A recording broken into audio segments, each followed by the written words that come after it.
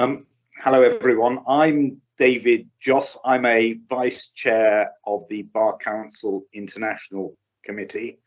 And by way of introduction, firstly, could I say that this meeting is being recorded. So everyone attending should know that. And indeed, it's the intention of both the Bar Council and the CBA to in due course put this out online for more general viewing. This seminar is entitled Opportunities in International Criminal Law Part 2, New Forms of Work Outside Courts and Tribunal. And as I've already said, it's an event jointly presented by the Bar Council and the Criminal Bar Association. And it's a follow-on to our Part 1 seminar, which dealt specifically and exclusively with opportunities at courts and tribunals. And that can still be found online for those that are interested. It was on the 8th of July of last year. And indeed, a synopsis of that event, authored by myself, can be found in the April edition of Council magazine for those who don't want to watch the full hour of that particular event. Tonight's seminar will be chaired by David Young, the CBA's Director of International Affairs, and he will shortly introduce the speakers.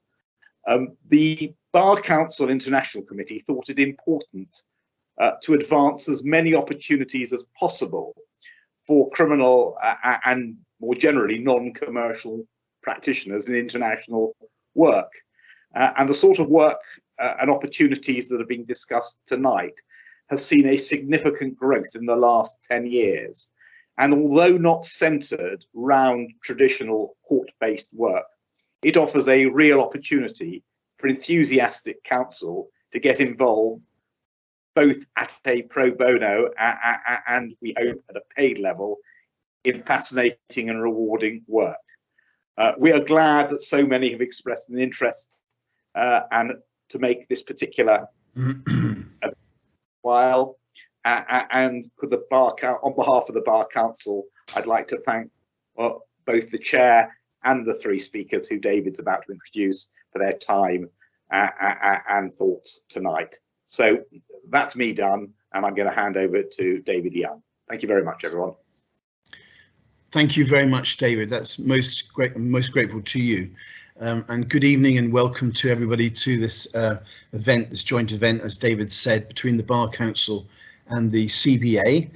We're very fortunate this evening to have three very distinguished panelists who I'll introduce in a moment. Now, my three panelists tonight all have experience before the international courts. They're international specialists, so they have the international court and tribunal experience. But this evening, I'm going to ask them in different ways to focus on the non-court side of their practice, because there are many interesting areas of innovative type work which may well be that the criminal bar hasn't actually thought of before. And we're very fortunate to have these three speakers who all have particular expertise in international work. So without further ado, I'm going to introduce the three panelists and tell you a little bit about them. And then we'll start with each one in turn. So that you understand the format, the idea is to have each panelist speak for about 10 minutes. And then if we may then go to a Q&A session. So if anybody would like to pose questions to the panelists, if you could be good enough to put the question in the chat, so I can see it, and either I'll take the question up or invite you to ask the panelists directly to deal with that. And if you wouldn't mind, if you keep your microphones off during the session, that would be very helpful. So just to start, I'm going to introduce Ide Dijkstal. Ide is a barrister, and we can see her there. She is at 33 Bedford Road Chambers in London. She's also a qualified US attorney, and her practice is both in ICL and international human rights law. So Ide has considerable practice acting for victims, also accused persons NGOs and governments. And this evening, Ide will be speaking on human rights work, raising the work involved in raising human rights issues before regional human rights mechanisms and the United Nations itself, on behalf of victims, on behalf of NGOs.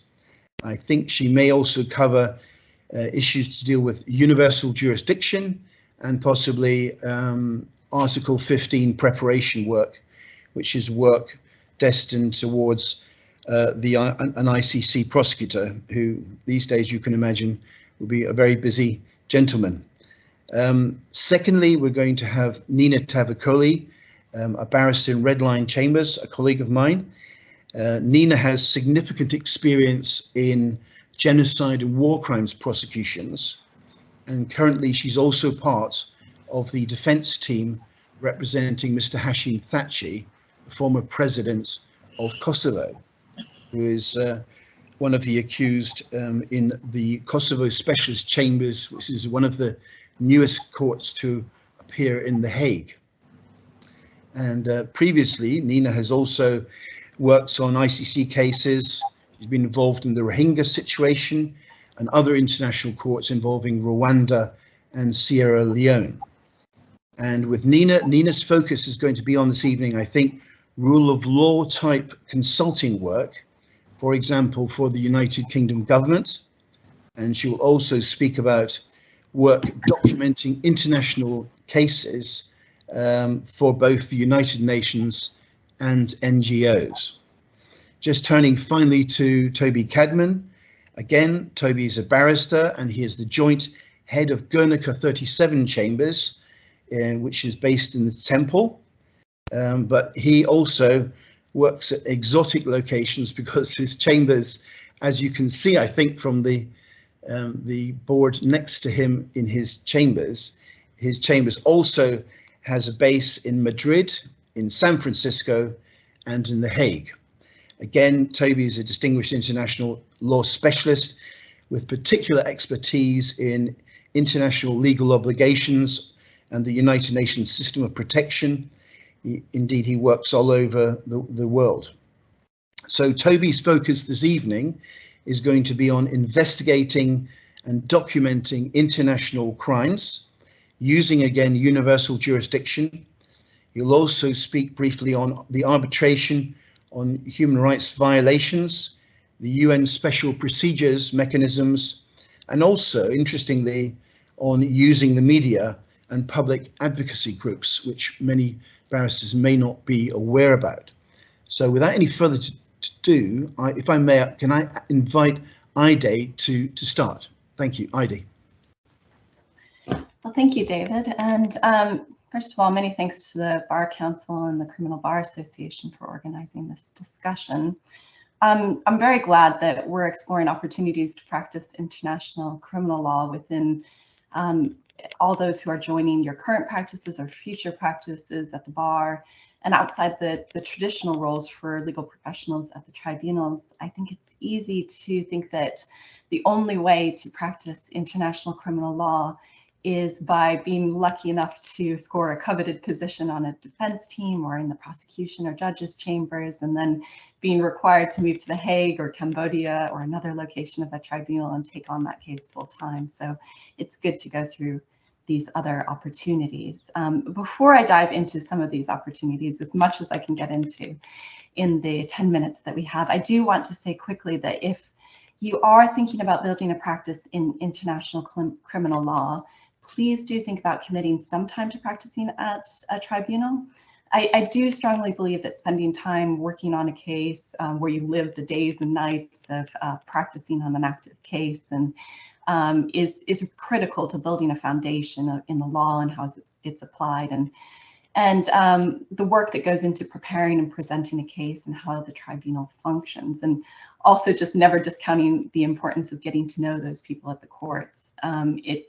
I spent years working in The Hague, and I do think that experience helped me in coming to the bar and being able to practice ICL from the bar. So just a note on that. But as to opportunities to practice international criminal law outside the tribunals, I do want to first address where these opportunities often can arise, and then touch on practicing this area in a few ways. First, I'm going to cover Article 15 complaints, as David mentioned. And then I'm going to move to, although it's more tangential to international criminal law, it's still very important to address abuses and crimes through raising the relevant human rights violation before a mechanism such as global Magnitsky sanctions, or through UN regional bodies or regional courts. So first, as to the question of where these opportunities arise, in my experience, this work often arises through potential clients seeking advice on how they can address abuses or international violations. This could be an individual client who might be a victim of a crime, or their family members. It could be an NGO that's working with victims of abuses and seeking counsel or advice to bring proceedings on their behalf. Or it could be an organization which tracks and monitors abuses and crimes and wishes to raise the information they've gathered before the most relevant bodies. So in giving advice about available options, it's important to know the client's goals and in order to assess the available options. It's also important to understand in giving this advice and potentially being instructed that when it comes to international law, it often is the case that one option will not result in achieving the goals that are desired. Instead, multiple options often need to be pursued at the same time. And it's important to understand how these options affect each other and can complement and support your client's overall goals. So first, with Article 15 complaints to the ICC Office of the Prosecutor, I acknowledge that this mechanism is related to the work of the tribunals, but it is relevant to our discussion because this is not about acting as a party to the proceedings at the court, but rather raising information and evidence of international crimes under the Rome Statute in an external fashion and at the instruction of the client. So to explain, Article 15 of the Rome Statute allows the prosecution to receive from any party, whether that's individuals, states, NGOs, or other organizations, information about potential crimes under the jurisdiction of the court. It therefore provides a mechanism whereby submissions can be made to the prosecution, which could be as simple as providing relevant information, but can also include legal submissions on how the information being provided can be applied to the law and might be relevant to the status of the proceedings before the court at that time. It's helpful if, for say, the relevant proceeding before the court is in the preliminary examination phase or in the investigation phase, and your client hopes their information will be included in the prosecution's investigation, as that work begins to focus on specific crimes and potential charging. So making a submission to the Office of the Prosecution can open a conversation with the court, with the Office of the Prosecutor, and can be supplemented with further information if and when it comes. It gives the client a chance to have a potential effect on the direction of the court's examination of the situation. And of course, this line of work requires an understanding of the timelines of the court and also the reality that the prosecution has no obligation to respond to that submission of information and evidence and any arguments that are made with it within any amount of time or at all. So it requires good client management and setting expectations. And as I said before, it really does work as an excellent option to being part of the strategy towards working towards your client's goals through several different approaches. So that's one thing to consider. Second, I want to raise the ways to address international crimes through their associated human rights, and therefore under what is technically human rights mechanisms. As is easy to understand, for example, the war crime or crime against humanity of murder can also be addressed under international human rights law as the violation to the right to life, or the war crime or crime against humanity of torture equally falls under the prohibition on torture in some of the human rights instruments.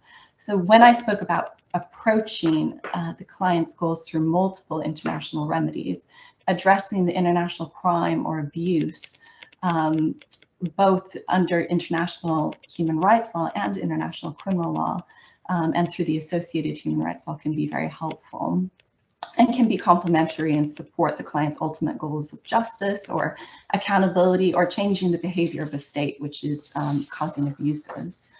So one of those mechanisms could be global Magnitsky legislation and the sanctions regimes that come with that, which for the most part seeks to impose sanctions for human rights violations, but can be utilized to address international crimes through the relevant human rights violations. Magnitsky legislation has proven to be an important tool for seeking accountability for international abuses because it allows the governments to sanction individuals in other countries who have or are involved in human rights violations.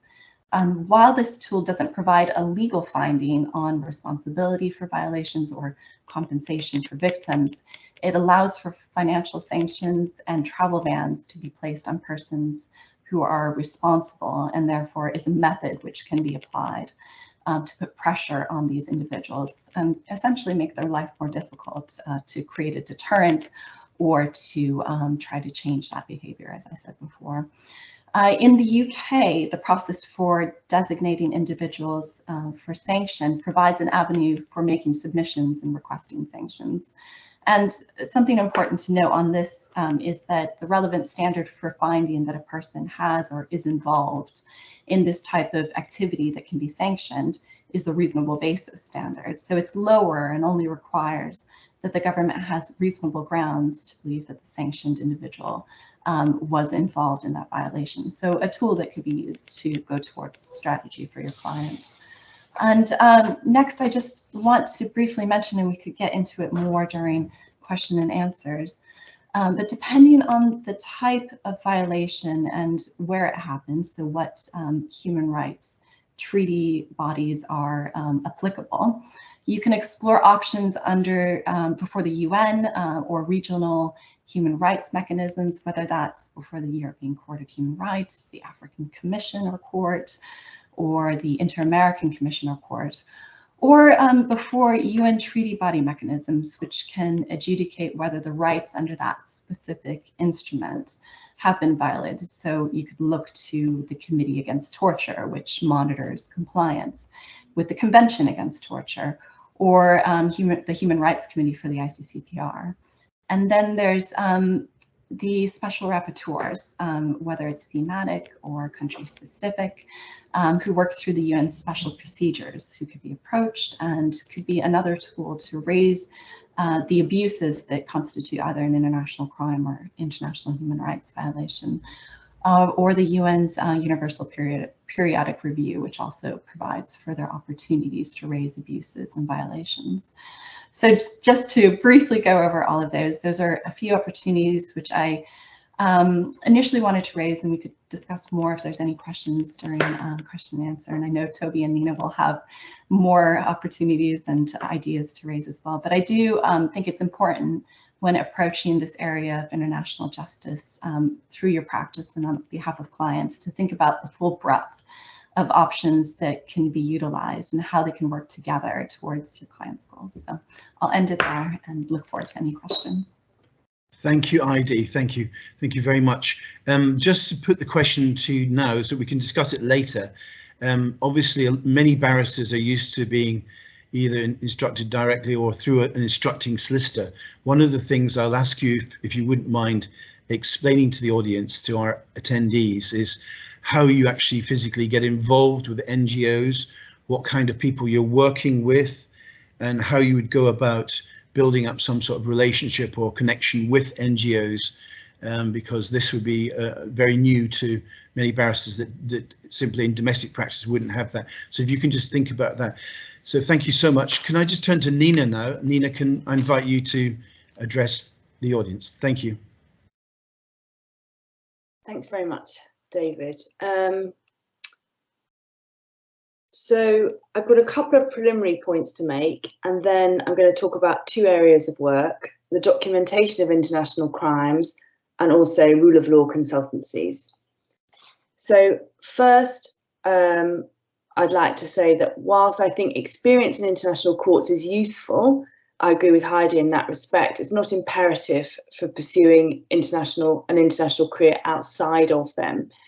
The keys to success, I think, are drive and also putting yourself out there. This is not an area that's clerked. You're going to have to go and get that work yourself. And so it's your networks and you're trading on who you are. It's also about thinking outside of the box, how to make the experiences that you have at the domestic bar relevant to the international. So, for example, if you have sex crimes experience, fraud, corruption, human trafficking, could you advise countries on policy around those issues in criminal justice, practical consultancies, i.e. improving the effectiveness of prosecutions, sentencing, rule of law type work? This is where you need to be thinking. Secondly, I don't know how many of you are barristers and how many of you are from our sister profession. Again, it doesn't matter if you're a solicitor or a barrister. The majority of my career in this field until 2014 was as a solicitor. This is an artificial distinction to some extent that doesn't exist internationally. So if you're joining and you are a solicitor, don't worry about that. You can still pursue these options. Then turning to my first area, the documentation of international crimes. Toby is going to go into much more detail about this, so my presentation here is going to be fairly headline. The short point for me is that as the limitations of the ICC have become more apparent, and also the international community's appetite for setting up ad hoc tribunals, like it did in the former Yugoslavia and Rwanda, where I cut my teeth, has waned, the focus internationally has shifted to the documentation of international crimes until such time as the ICC seizes jurisdiction, as in the Rohingya case, or a domestic court is set up, or even an additional international court, ad hoc court is set up. The direction of travel is very much to the documentation of crimes. And I don't know how many of you have seen the Prosecutor General of Ukraine, I think in the last few days, has said that she has a case file ready on an alleged crime site for prosecution, let's see where. And in this field, I'd say that there are two main avenues to work. One is working for the UN or the documenting body, the official documenting body. And the second is for NGOs or CSOs that want to record what has happened to them to get it prosecuted. So if you want to go down the UN route, you'll be looking at the website Inspira, which is the UN website, and that advertises all the jobs in both the commissions of inquiry and also the new breed of mechanism, which is our independent investigative mechanisms. For example, there's one on Syria, there's one on Myanmar, which is preparing case files ready for when they can be prosecuted. And these used to be the domain of human rights specialists, not lawyers, but lawyers are increasingly becoming involved. The recent Commission of Inquiry for Ukraine, its chair is Eric Moser, who was the president of the ICTR, and the Ethiopian Commission of Inquiry is led by Fatou Bensouda, the former prosecutor of the ICTR. The mechanism on Myanmar is led by my old boss, Nick Coombjans. So international lawyers are now becoming very involved in these mechanisms. Again, if you haven't done this type of work before, don't fear. For example, if you've ever prosecuted for the CPS, you'll have written them an advice, which is, you know, do you have the right evidence for these crimes? This is the type of work you're doing in commissions of inquiry. This is the allegation. Is there the evidence? There's a different standard, but that doesn't matter. Witness handling. They're going to be interviewing witnesses, I think. I'm not sure, but they might be on the independent investigative mechanisms. Because they're preparing case files. All of this that you have as domestic criminal practitioners is directly transferable. The only thing that is new is the law, and you can learn the law. And the second means of employment is for NGOs and other organisations who are documenting. NGOs want public records for a variety of reasons. One is recognition of what has occurred to them. Two is to pursue litigation internationally. Look at the Rohingya case at the International Court of Justice, the attempts to get it before the ICC and so on, or also to push the international community to establish an accountability mechanism. I've worked for a long time documenting ongoing crimes in Sri Lanka, being perpetrated by the current and previous regimes. So that's where my expertise comes in. I haven't worked for the UN on this area, but I have lots of friends that do. To get into this work, my top tips are look at Inspira. There's a very long UN form. You need to fill that out. That'll be alien to most at the bar. Justice Rapid Response, UN Women, Google them, have a team of experts. They second into these UN mechanisms, and they also send independent investigators out. The Institute for International Criminal Investigations runs courses. You then get badged and you can be sent as an investigator. I would also probably join the Bar Human Rights Committee and other areas which will bring you in touch with NGOs for the other side. The second area I want to talk about is rule of law type consultancies. So lots of consultancy firms now have a rule of law arm. So look at Deloitte's, then you have Axiom, you have Omnia, the Cherie Booth outfit, Slin Foundation, and so on. Basically, they advise countries on the criminal justice system. They second experts. Their funding comes from Western governments, for example, USAID, FCDO, etc. Hot topic is at the moment corruption, human trafficking, wildlife trafficking, sexual violence against women in conflict, crimes against children. Again, so if you've been involved in any of these areas at the domestic bar, you can transfer and package your skills to these organisations. The UK government also has a cadre of experts. I'm on their panels. There's some movement at the moment, so forgive me if this changes, but I'm part of the Civilian Stabilisation Group. I'm an expert on sexual violence in conflict, and it's in this capacity I went to Bangladesh on the Rohingya crisis. This is not regulated work. It's not legal work per se, but it has elements that have a legal aspect. For example, we were doing an analysis of the sexual and gender-based violence that affected the Rohingya refugee population in Bangladesh.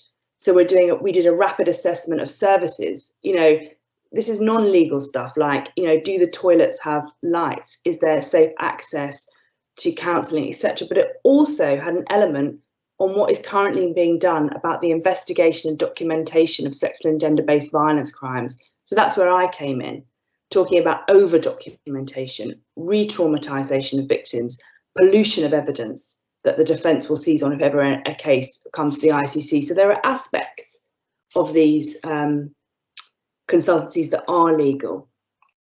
There you have to look at the UK government's website. There are categories for justice, for preventing sexual violence in conflict. You apply to be on those, you get on them, you have to get security clearance, go on a hostile environment awareness course, and so on. Be aware that most of these postings are in conflict affected areas. I haven't gone to any, but that's because I choose not to, but they are. So you're not going to get your nice gig in, you've got to be ready to go. Afghanistan's been the biggest place where people have gone to. Mali is a hotspot, and so on. So that these projects aren't for the faint-hearted, and you've got to be able to travel. And so they're the two areas I want to talk about. Final few points: I'd learn a language, I'd get your French up to speed or your Spanish. These things all help with pitching for business. That's all I want to say. Thank you so much, Nina. That was very helpful. So it's clear from what you've both said now that the criminal bar possesses a lot of skills which are transferable immediately into international criminal law practice. Can you just help me just clarify one thing? You mentioned the importance of the United Nations website INSPIRA. I think you also referred to SCOs. Can you just help the attendees with what SCOs are? You referred to NGOs and SCOs. CSOs, community support organisations.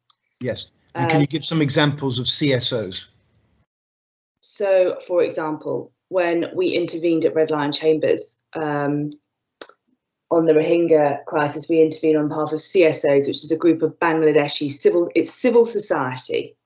And so we intervened on behalf of civil society in Bangladesh. And that was a collection of academics, human rights workers. They're all Bangladeshi. So that's an example. It's a nuanced description. I wouldn't worry about it too much, but it's people on the ground in those countries. When we come to the questions, I'm going to ask you all just to give some examples of the NGOs, the big NGOs that you work with, and how you can develop a relationship with them. Well, let me finally turn to, before we go to the Q&A, to Toby. Toby, can I invite you to address the attendees? Thank you, David, and thanks to the CBA for organising this. I think it's an important opportunity for, as Nina said, barristers and solicitors to see what opportunities there are in international work, particularly when I think we're facing the issues that we're currently facing with the criminal bar. Obviously, having opportunities at its side is very, very important. I wanted to start just by commenting on something that both Heidi and Nina have mentioned from different perspectives, talking about the importance of having done work at the international tribunals, potentially with the UN, but also, as Nina has said, that's not a barrier to doing international work, and actually the transferable skills that criminal barristers have is of equal importance. And I think it's in many ways, it's a combination of both. Certainly a lot of approaches that we get at Guernica is people requesting, should I do an internship? Should I have a master's? Should I have a PhD? I think the profession is much less of a closed shop than most barristers would think.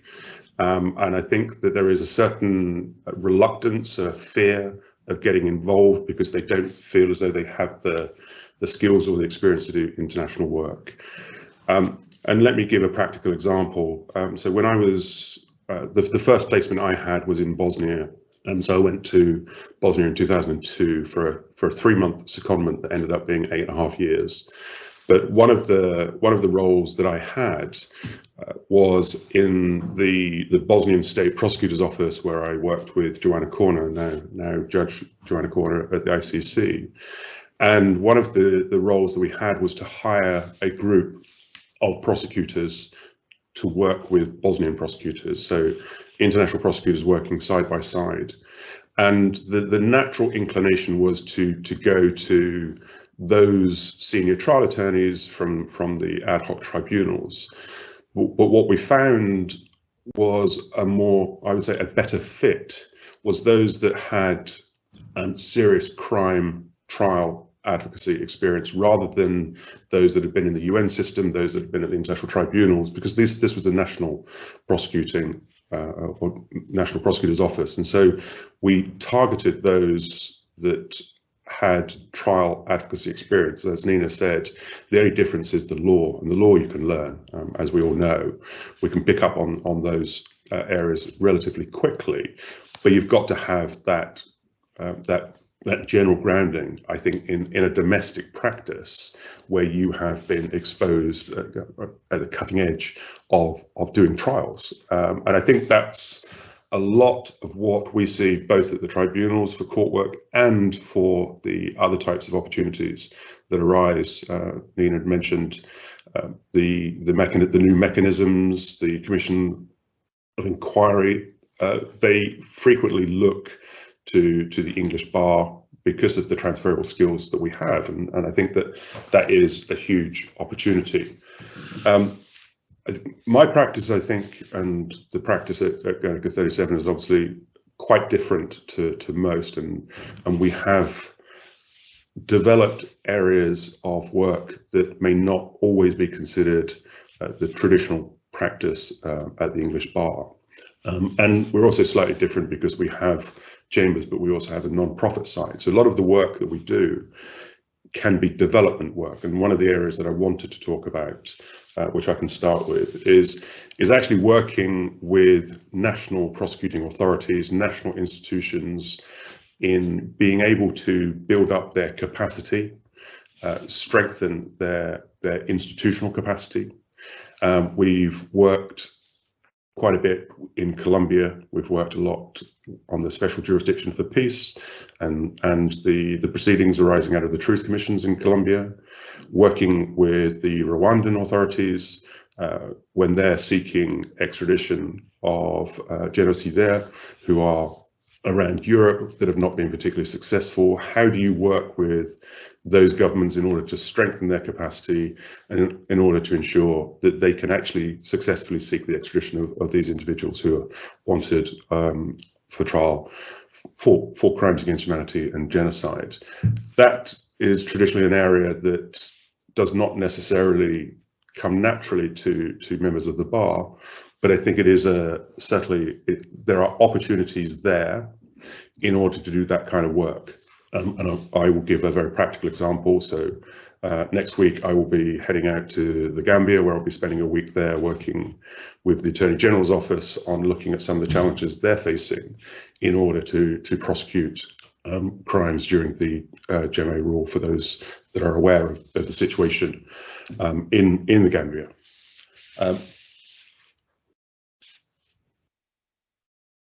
One of the, I would say one of the areas that sort of crosses over slightly with what Nina has spoke about with the rule of law development. So there are those institutions, those non-governmental organizations, but also governmental institutions that second lawyers to do rule of law development work through some of the organizations that Nina had mentioned. But there is also those governments with which barristers and solicitors can work directly outside of government funding streams, but working directly with those governments on developing their judicial system. That means looking at their legal framework, looking at the institutional framework, and providing advice to them on how to create systems by which they can effectively deal with their obligations to hold perpetrators of atrocity crimes accountable within the national system. And that sort of crosses over a little bit with what I think both Nina and Heidi have spoken about, which is with the International Criminal Court. And I think what we've seen, certainly over the last couple of years, there was always this sense that the International Criminal Court would come in and would be able to do everything. Of course, when you work within those systems, you can see both the resource lacking, the jurisdictional limitations, that the ICC is not going to be able to do everything. In many ways, it can't do anything in certain situations. And so there is increasingly a reliance on lawyers, such as the three of us who are on here, four of us, including David, working with national systems, but also, as Heidi spoke about, which is the Article 15 communications, which is an area which we work on a great deal, on Syria, on Yemen, on Venezuela. So, for example, on Venezuela, we were asked to assist the Attorney General's office in order to put their petition to the prosecutor at the ICC, where they've got thousands and thousands of pages of documents, but they may not necessarily know the best way to present that to the prosecutor. And so there are opportunities there. But as I say, working with the national authorities on dealing with the situation on a domestic level as well. Now, one of the other areas in which we have which there are great opportunities, And that is conducting investigations and the documentation of crimes, whether it's bringing it before the ICC or whether it's bringing it, as Heidi's mentioned, under universal jurisdiction through national authorities. And so what we have worked on, certainly over the last 12 months, particularly in relation to the situation in Yemen, is where there is a lack of jurisdiction at the international level, conducting investigations on the ground, identifying areas where potentially there may be perpetrators around Europe where those cases can be brought. And so taking those cases to institutions like SO15 at the Metropolitan Police, working with the federal prosecutor in Germany, working with investigative magistrates in France and Spain, to try and bring a case where there is no international jurisdiction. And that's not just on the war crimes and crimes against humanity level. Obviously, there is a great deal of work in that regard, but also looking at other matters such as corruption cases. So we've been working for the last 12 months on a number of investigations into corruption in Lebanon, for example, taking them to agencies like the Serious Fraud Office, the FCA, and of course the Metropolitan Police. And so there are, of course, a number of opportunities in that particular kind of work. And I think it was Nina that mentioned the anti-corruption side. So that is increasingly an area in which there are opportunities for English barristers to get involved with working on documenting anti-corruption cases outside of the jurisdiction, but also one of the areas in which increasingly we are being asked to look at, and that's conducting due diligence investigations. Whether that's from an IGO or an NGO looking to identify a particular individual or a particular corporation, and getting barristers that have experience in financial investigations to conduct due diligence investigations for individuals, corporations, and as I say, IGOs and NGOs. And then the final area that I wanted to just mention relates to sanctions and to some extent to arbitration.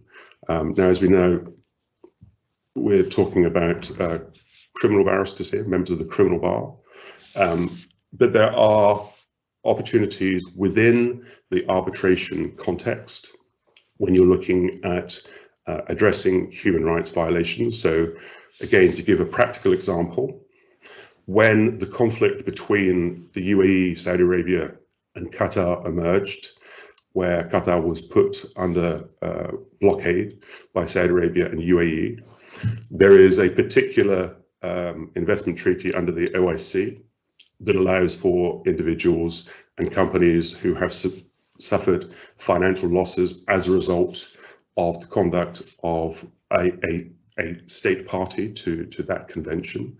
And all of those three countries are members of that convention or that treaty. And so organizations like, for example, Al Jazeera, Qatar Airways, that suffered serious losses, have the opportunity to bring disputes within that system.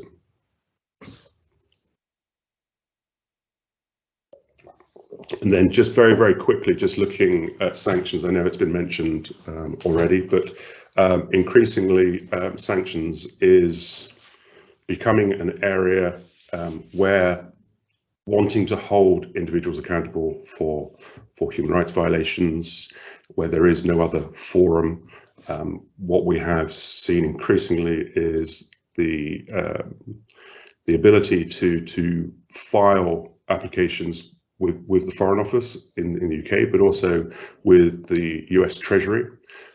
Successfully, we have sought sanctions against the Rapid Action Battalion, which is a paramilitary group in Bangladesh, We have filed in relation to India, and of course Ukraine and Russia is obviously occupying everybody's attention at the present time as far as seeking sanctions is concerned. But also from the other side, there are increasing opportunities for those that have been sanctioned that obviously seek to challenge those sanctions. And increasingly, this is an area in which members of the bar can see that there are opportunities to act both in terms of seeking sanctions, but in challenging sanctions as well. I'm just trying to think if there's anything else that you'd ask me to address, David. No, that's very helpful. That's very helpful, Toby. Thank you so much, Toby. That's very helpful. Well, look, in terms of questions, I've got my questions for the three of you myself, but I'm looking at the chat. I can't see, I'm not aware if there are any questions posed to the panelists so far, but in a moment I'm going to ask if anyone has any particular questions that they'd like to frame. If they could put them in the chat, that'd be very helpful. But if anyone has a burning question, if you'd like to put that in the chat, then I can address that, or you can address it directly to the panelists. But just before anybody from the audience does do that, can I just ask the three of you to deal with this? We're used to dealing with, it seems from what you're all saying that we have to think out of the box, as Nina said. We have to show initiative. We've got to be proactive. We can't depend upon a clerk's room or practice managers. We've got to go out and get the work. So it sounds also as what you're making it clear is that you're working not so much with UK solicitors, although I'm sure you're all working with some UK solicitors, but you're working with foreign lawyers, you're working with NGOs, you're working with foreign agencies, international agencies. Can you give the attendees some sort of steer on ways to involve ourselves in this kind of work? Obviously, I think all of us have worked in the international courts, and that helps. But are there concrete ways that the three of you can suggest that domestic barristers in the UK can find out about these opportunities in terms of making connections, networking, putting oneself into a position? Is it a question of approaching people directly and going to where the work is?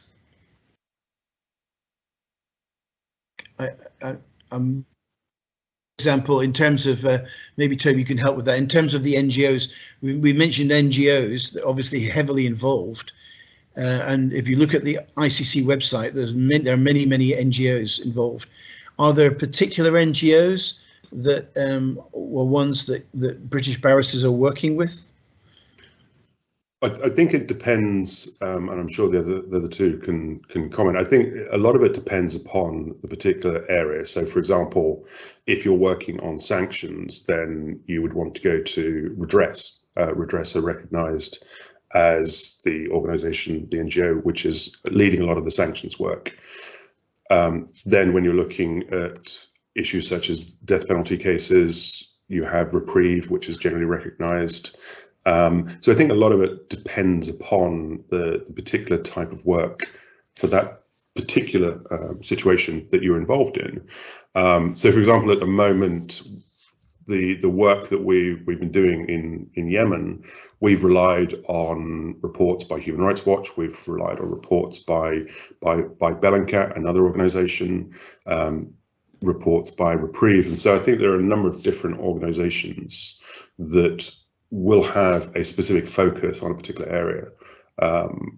So it's a difficult question to ask. Which ones do you go to for work? Because I hate to say it in that way, but I think a lot of the work now comes to us because we have developed an area of expertise for particular areas. But I think that there are certain organisations that you would go to for, as I say, for particular areas. And just to go back to something that Nina said earlier, which I think is quite true, is you have to go out and get this work yourself. Don't expect your clerks to be able to do that for you. And I think that's one of the challenges that we've faced is, how do you actually go out and get that work? I think it's developing relationships with these NGOs. It's speaking at conferences. It's meeting people, and as both Heidi and Nina said, it's like putting yourself out there. You really have to go after the work. It's not going to come to you. Maybe I have got some questions now, if I may just take some of these questions. I've got a question here from Adetukanbo Hussein, and Mr. Hussein asks if the panelists have any advice on how to find yourself on a prosecution team in an ICL case. I know that a lot of the leading UK English barristers that defend in The Hague often started within the prosecution offices. So I think it's a good way to start, because you learn very quickly about the rules of procedure and how work is conducted in The Hague. But can you give any advice on the best way to approach maybe a prosecution team abroad in The Hague? Hi, the short point is it is effectively a civil service position for the UN, and therefore you have to apply on the website, and it's an open and transparent procedure. So you need to go on the ICC's website and apply. If you're interested in the Kosovo Specialist Chambers, that's tricky now being a Brit because of Brexit, but you literally have to apply. There are also positions for visiting professionals, so you could apply to that as well, and or apply for an internship. So that would be that. And just to pick up, sorry, when I'm speaking, a point that somebody else made about they're a commercial lawyer and can they transfer? You can. I was one. I spent 4 years at Hogan Lovells. I was a commercial litigator. And then, like Toby, I started in Bosnia. I did a month volunteering in the defence office in Bosnia, met some people. They told me not to go back and do my masters, but to stay in Bosnia. There was a court being set up. I thought they were crazy. I was like, I'm going back to do my masters. I should have stayed in Bosnia, was the lesson. But I got Rwanda and I moved on. So you can. You just have to jump. So Thank you. You can. Thank you, Nina. Sorry, Heidi. You want no, to I just want to jump in on that question about how to get into prosecution work, just as we're speaking about thinking outside the box, just something that's a bit related to that is working with victims as well, because in many ways, it's not always the case, but oftentimes the goals in the early stages of the proceedings, or even when it gets to trial, are quite similar between the victims and the prosecution. So, potentially looking to legal teams that are working with victims, this, going back to NGOs that work directly with victims and are interested in bringing some kind of proceedings, whether it be under ICL or human rights, to address those violations. Specifically with the Article 15 complaints that I raised before, what you're essentially doing, and especially if you're instructed by either victims directly or a group that works with victims, is building a case file, much like the prosecution would do. So it's quite similar work in that way. So maybe something to think about as well if you're interested in that focus of international criminal law. Thank you. Thank you, Heidi. I'm getting questions about how do you, a question from Steve Agarwala in relation to how would it be possible for the speakers to put together a list of basic organisations to contact. If I can address that question, Stephen, on behalf of the CBA, I assembled a team of barristers to help me on the CBA International Committee, and we have there a lot of very helpful links there to NGOs and organisations. If you check out their websites, they will find that very useful. There are about 6 or 7 chambers that do international work in London, and if you check out their websites, you'll also see many links to international organisations. Can I address a question to you, Nina? There's a question here in relation to, we have a question here from Leonard Wigg, and he asks, Nina, if you can explain a bit more about what you mean by civilian stabilisation groups and any other government-backed opportunities. Can you add something to that? Yeah, so you need to go on the website, the government website, Stabilisation Unit, That's what you need to Google. And then you need to apply to be one of their independent experts. So I'm independent of the government. I do not work for the government. And they have various categories of expertise. One of them is justice, which is the one that you might be interested in. You have to monitor their website, and from time to time, they open a call for people to apply. You can apply, fill out the application form, and if they're interested, they'll call you to interview. Then you're placed on a roster and you become able to apply for various opportunities that arise. For example, sort of the rule of law type projects that I explained. But again, it's an application process, like the ICC prosecution unit. So you have to apply. I would advise that if you're interested in that, it'd be helpful to have some international expertise. It's not, you're going to need, you need some.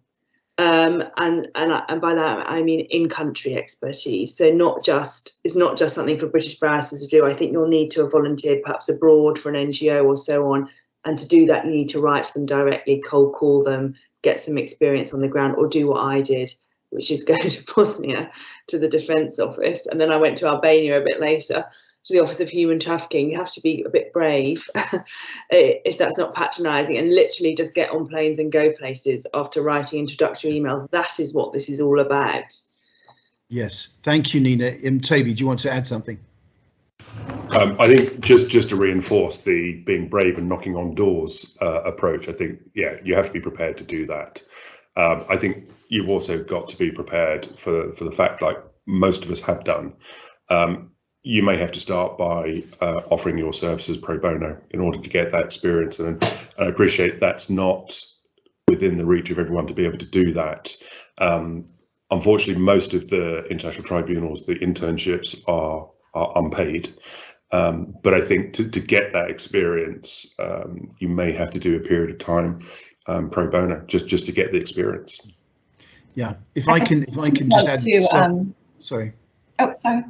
Just to add as well that I do really think that in addition to being brave, which is absolutely true, it's kind of a constant hustle of networking and getting to know organizations and individuals in this area.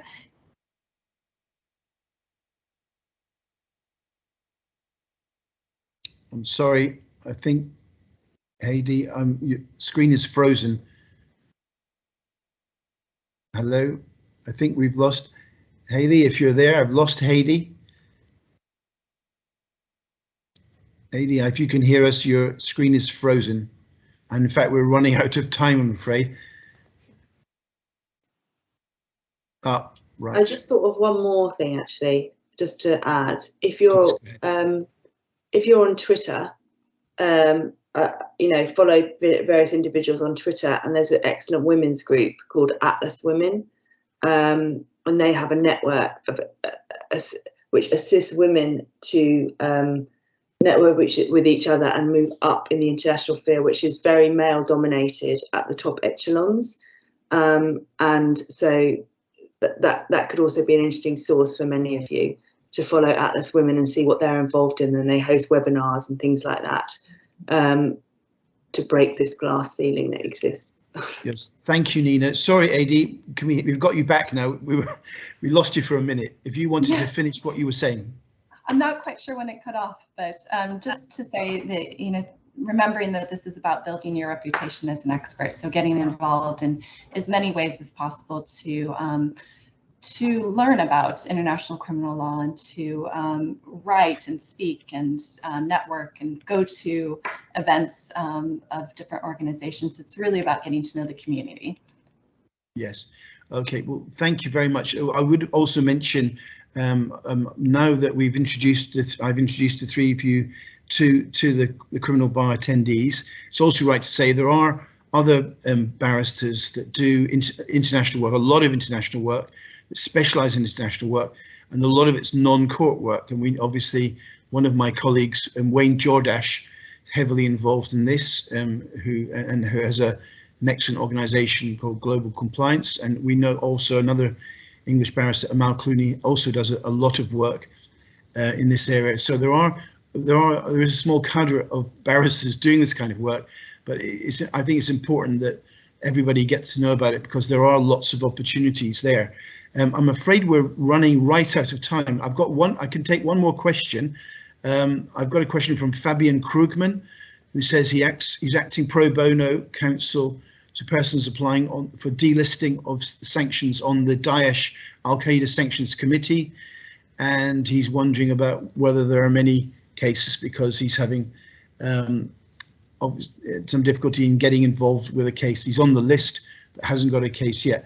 I should mention that I should say it's really important to get yourself on lists of counsel at the international courts or these other organisations, but there are sometimes it can take, frankly, years, if at all, that you get approached. So I would advocate very strongly a direct approach and be persistent, but you have to do your homework and your research, and just not make a cold call without knowing what you're talking about.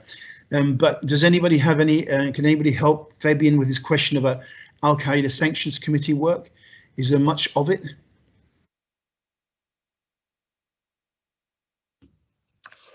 I certainly don't know how many cases are pending, but I think there are